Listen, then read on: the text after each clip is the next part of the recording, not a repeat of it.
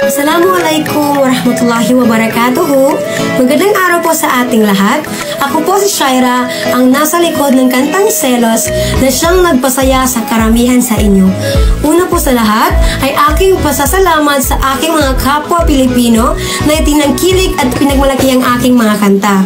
Hindi niyo po alam kung anong klaseng saya ang ibinigay niyo sa akin sa tuwing napapanood kong sumasayaw kayo sa aking tugtog o di kaya ay napapakinggan ko ang inyong sariling rendisyon ng Selos.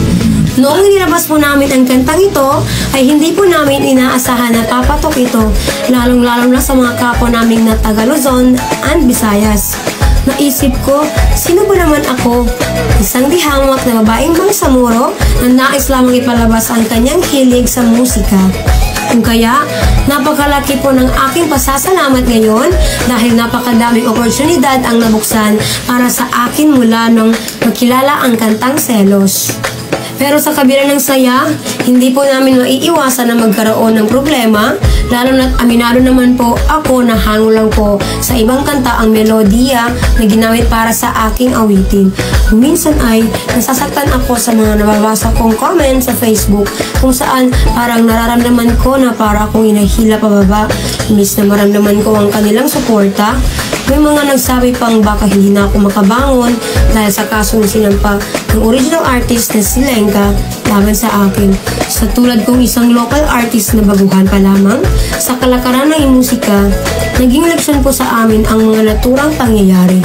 Ngayon pa man, sa kabila ng pambabatikos na pinupukol sa amin, ay pinili naming manahimik dahil ayaw naming umaba pa ang mga issue at maging sanhi pa ng di pagkakaunawaan ng bawat isa.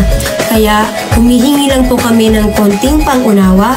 Lahat po ng negatibong opinion at komento nyo sa amin ay nagsisilbing paalala at gasolina upang mas lalo pa naming pag-igihan ang aming mga ginagawa.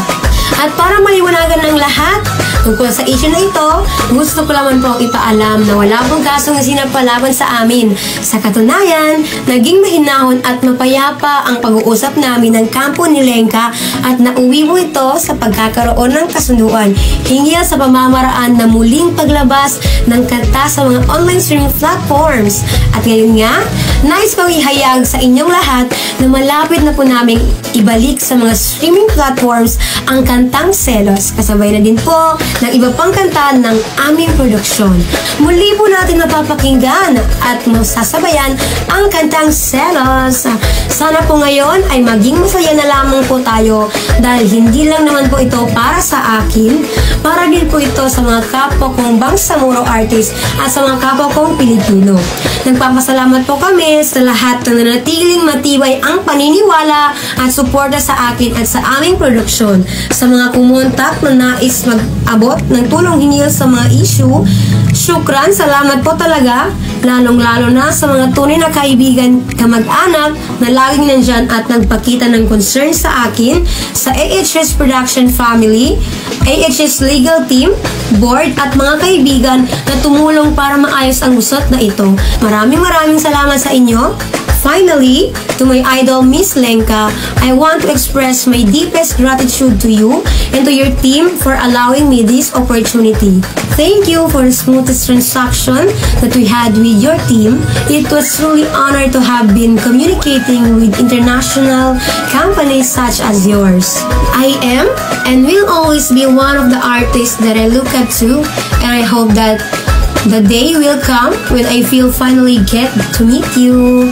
Again, thank you very much. Maraming salamat po at mabuhay tayong lahat.